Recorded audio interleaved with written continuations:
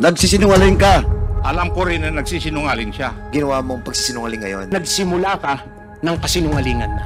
Either nagsisinungaling si Mr. Fajarda. Pagsisinungaling niya na hindi naman siya hinaras. Kung kailangan niyang magsinungaling to save the president, magsisinungaling siya. Mas nakikita ko po na nagsisinungaling na si Mr. Sonny Buenaventura. Alam ko naman magsisinungaling ka eh. Kaya nasabi ko, mamatay man yung pusa nyo. Mahirap talagang tanungin ang mga sinungaling.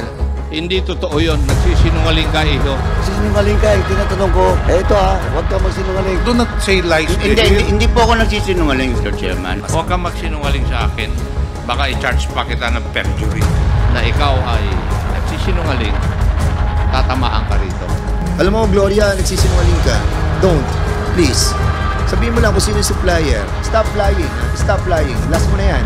Huli na. Kapag nagsinungaling ka pa, Hindi ka makauwi.